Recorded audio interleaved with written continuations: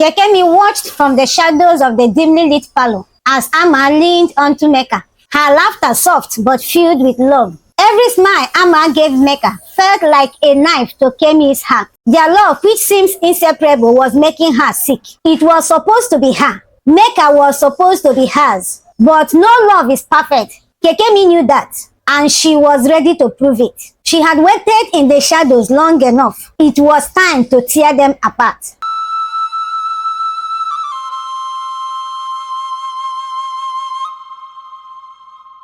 Kekemi had been Amaa's best friend for years. Their bond formed over shared experiences, heartaches, and dreams. They met at the university, and from the first day, they were inseparable. They studied together, attended events together, and were always there for one another through thick and thin. Kekemi had even introduced Amaa to some of her former boyfriends, but none of those relationships ever worked out for Amaa until she met Meka.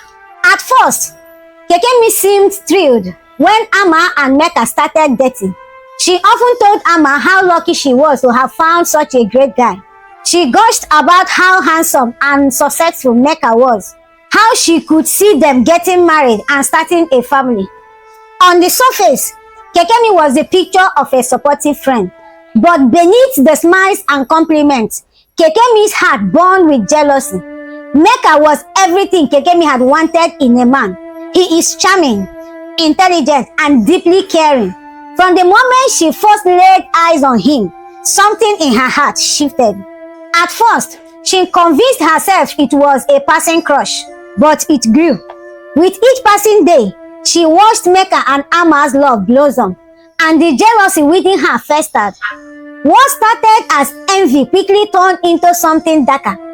Kekemi watched from the shadows of the dimly lit parlor as Amaa leaned onto Meka, her laughter soft and filled with love. Every smile Amaa gave Meka felt like a knife to Kekemi's heart. Their love, which seems inseparable, was making her sick. It was supposed to be her. Meka was supposed to be hers. But no love is perfect. Kekemi knew that, and she was ready to prove it. That night, Kekemi realized she couldn't stand it any longer. She had waited in shadows long enough. It was time to tear them apart. She was willing to do whatever it would take. Kekemi's first move was simple but effective, planting seed of doubt in Amaa's mind. She couldn't confront them directly, but she could stir up suspicion. One evening, she met with two women in a dark corner of a parking lot. These women were strangers, hired specifically for one purpose. "You know what to do," Kekemi said, her voice sharp. She handed them a photo of Meka. "When you see him, act like you know him, like you have had a relationship. Flirt with him. Just make sure Amaa is there to see everything." The women smirked and pocketed the money Kekemi had handed to them. 2 nights later, Kekemi invited Amaa and Meka out for drinks at their favorite lounge. She made sure to run late, leaving Meka and Amaa together waiting. As they waited, the first woman Kekemi hired made her move. She was tall with a striking appearance. She approached Meka confidently. "Meka, it's been forever. How have you been?" Meka's brow furrowed in confusion. "Do I know you?" Amaa, who had been sitting right next to him, raised an eyebrow, her hand freezing over her drink. "Come on, don't act like you don't remember me," the woman poured, leaning closer to Meka. "We had such a good time last year." Meka was taken aback. "I have no idea who you are. You must be talking to the wrong person." But before he could say more, the woman slid her arm around Meka's waist. "Babe, why haven't you called me? I missed you so much." Amaa's eyes flashed with confusion and hurt as she looked at Meka. "What's going on, Meka? Who is this woman?"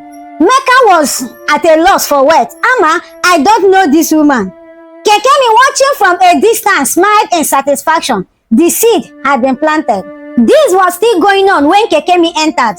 The woman left immediately, assuring Meka that he was going to give him a call. On their way home out from the lodge, another woman approached. "Who am I seeing?" "Meka, is this you? Hey, what a long time. You haven't been calling me. I missed you. I lost your contact." Meka was lost for words. He couldn't remember ever knowing the woman. Kekemi and Amaa was watching in silence. "How are you doing?" the woman asked, giving Meka a very tight hug. Kekemi, holding Amaa's hand, drew her out in a corner, leaving the woman and the Meka standing alone. Over the weeks, things between Amaa and Meka became strange. Amaa couldn't shake the feeling of betrayal, even though Meka repeatedly assured her that he had no past with the women. Kekemi, the ever-supportive friend, continued to subtly feed Amaa's doubts. "Maybe it's nothing," Kekemi would say, with a fake sympathetic smile. "But you know men, they can be secretive. Don't trust them. I just want you to be careful," she would say. Kekemi could see Amaa's faith in Meka wavering, but she wasn't done yet. Her next plan was much darker. One Saturday, Kekemi invited Meka and Amaa out for dinner at a fancy new restaurant. She had told them it was a chance to celebrate their friendship, but she had ulterior motives. Earlier that day, Kekemi had met with the waiter at the restaurant, handing him a large envelope filled with cash. "When you bring the food out," Kekemi instructed, her voice low and menacing, "make sure Amaa's plate is special. I don't care how you do it, but you will slip in something strong, just enough to make her sick." The waiter, knowing he could lose his job, hesitated, but eventually agreed. The money was too good to pass up. That evening, everything seemed perfect. The restaurant was elegant, the mood was light, and the conversation flowed. When the food arrived, the waiter set down Amaa's plate with an extra smile. "Enjoy your meal," he said, nodding slightly towards Kekemi, who gave him a discreet wink. As Amaa lifted her fake to take the first bite, Kekemi's heart raced in anticipation. But just as Amaa was about to taste the food, she suddenly stopped. "I don't know why, but I'm not feeling like eating anymore. I have lost my appetite," Amaa said, setting her fake down. She frowned and pushed her plate away. Kekemi's heart sank. This wasn't part of the plan. Desperate to cover her tracks, she watched as Meka reached out for Amaa's plate. "Why do you suddenly lose your appetite?" Meka asked. "If you are not going to eat this food, I will eat it for you." Meka joked, his hand moving towards the plate. Panic surged through Kekemi. She lifted up from her seat and grabbed Meka's hand. "No, don't eat that. I mean, it's probably cold by now. Let's just order something else." Meka stared at her, suspicion forming in his eyes. "What are you talking about, Kekemi? It's fine. I will eat the food," since Amaa refused to eat. Amaa, noticing Kekemi's sudden panic, raised an eyebrow.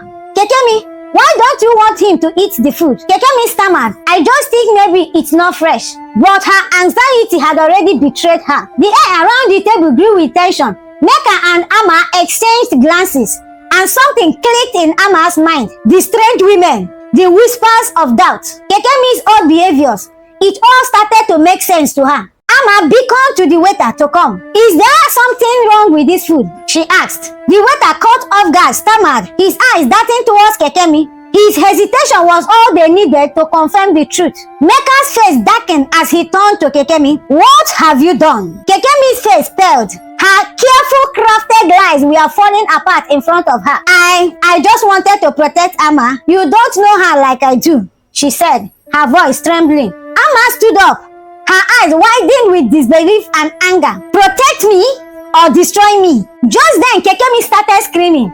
"I love him. I love him. He was supposed to be mine." Tears streaming down her face. "I love Meka from the day I met him. You don't deserve him, Amaa. You don't deserve him.